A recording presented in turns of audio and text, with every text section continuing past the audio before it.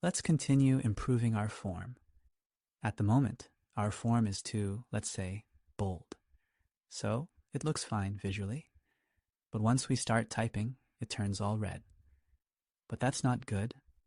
Normally, users prefer a more pleasant experience.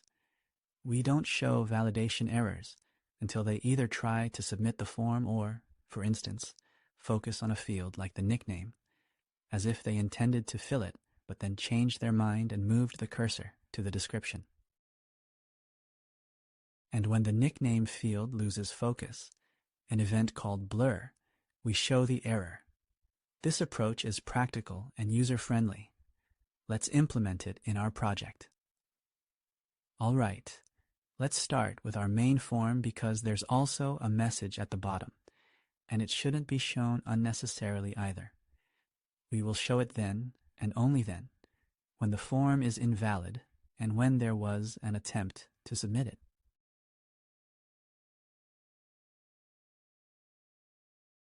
In Formik, there is a property called submitCount. It increments each time the user submits or at least tries to submit the form. Let's get to the end of the log and see what's stored there. So, our form submit count is 0. We click Create Idea, and then this field appears. Here's an example we entered here. Just a second.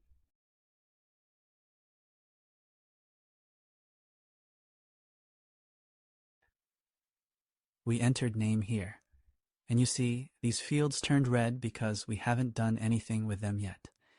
But since we haven't tried to submit the form yet, this message doesn't appear. Now, for example, if I try to submit it, the message appears. That's exactly what we needed. Here, these 2 exclamation marks mean I've coerced its value to Boolean. It may seem redundant, but one day you might write such a construct with a 0 here, right? And 0 is essentially a non-true value. Or, for example, there might be something like, well, yeah, 0. And 0 will just display here instead of this message, which you don't want. So it's better where you can cast it to a Boolean. That is, double negation. In total, it's just the Boolean value that this will be cast to.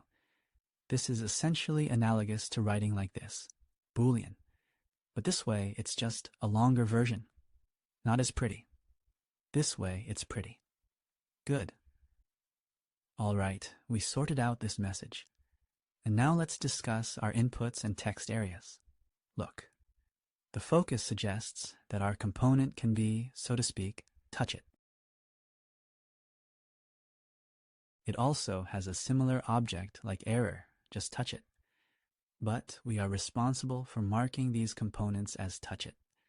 Inputs have another event besides onChange called onBlur. So, an onBlur occurs when we unfocus our component. Here, it just complains that this is a promise again, and we haven't called it.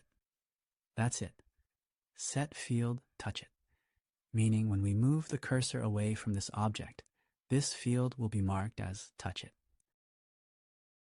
Touch it will become true, and we want to ensure that only if the element was already touched, then we will output an error on it. That's it. Touch it, error, and then output the error. By the way, I told you we should put it like this everywhere.